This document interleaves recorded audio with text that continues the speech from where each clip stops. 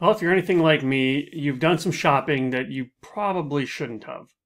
We may call this overspending. For me, it's always been on books. One day I'm sitting in my office and I'm looking at this bookshelf full of books. Full of books that I've never read. Full of books that I probably am never going to read. So why do I have all these books? Well, because I get something in my head that makes me think that I need this book. I see somebody on the bus reading a book. That looks interesting. I think I'll go buy it on Amazon. Or I see some TV show. I wonder what that topic is about. So I go online and look for a book and I buy it. And they stack up and they stack up and they stack up. For me, I didn't have any space between stimulus and response. Find out more right after this.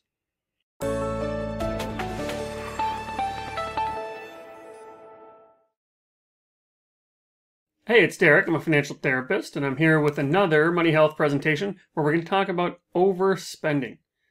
So, what does that mean to be an overspender? Well, if you're anything like me, you have those purchases. For me, it was those books, and there was no space in between the impulse and the purchase. Bam! I wanted this book. Bam! I bought the book. Then I didn't want the book. I didn't increase that space. Now, looking back, I utilize things like lists on Amazon. There's usually ways that you can save something for later, or you can put it in your cart and wait for a day or two. And when you come back, you'll realize, wow, I'm glad I didn't buy this. I don't need anything like this. That's increasing the space between stimulus and response. So whatever we can do to increase the space between stimulus and response will help overspending. Now, it's common to overspend because money is a top source of stress for people. It's rated somewhere between 60 and 70 to 75% of people rate money as the top source of stress in their life. But it's a little bit deeper than that, I propose, because if you look under the hood, money is the number 2 or 3 source of stress for those other people. Now, overspending and its counterpart, undersaving, can happen because people live paycheck to paycheck. Now, paycheck to paycheck means that my lifestyle costs as much as what I'm bringing in. And for people at or near poverty, just to get by, just to get the basics, requires spending the whole paycheck. Now, that might be you, or you might be somebody who's paycheck to paycheck, but you're not necessarily in poverty. If you're not paycheck to paycheck, you might have this gut reaction that says, well, of course, this is poverty, people living in poverty, but it's not truly that case. Poverty accounts for a fraction of the people that live paycheck to paycheck. People spend what they make, which means there's a whole slew of people that are non-poverty, paycheck to paycheck. So people just aren't saving. If it's there, they spend it. That's that proverbial hole in the pocket.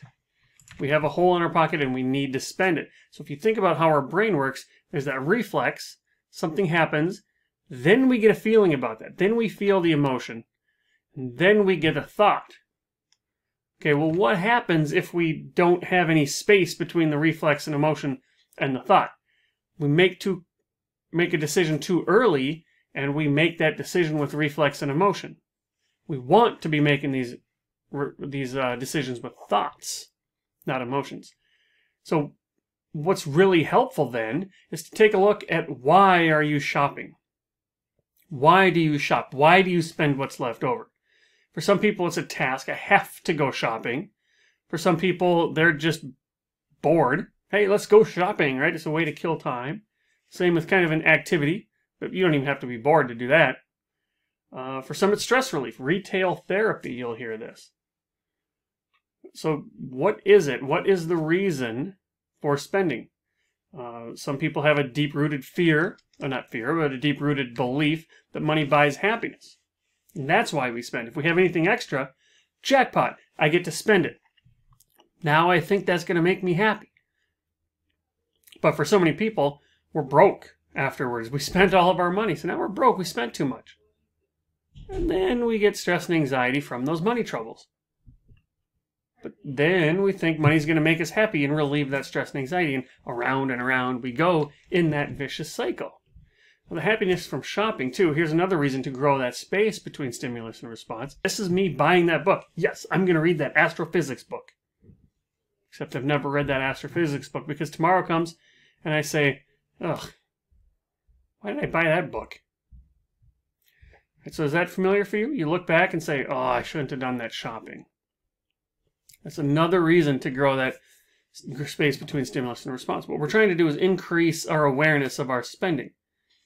So here's a good analogy. If you have a bag of chips, and if you're anything like me, and you sit down and you watch your streaming service, before you know it, those chips are gone. I was just mindlessly eating these chips. But what if I spent a little time ahead of time and I separated those chips into 3 different bags? Okay? Then I still have permission to eat them all. This is not a way to induce deprivation.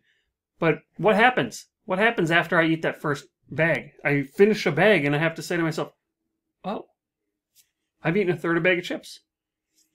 Do I want to eat a second one?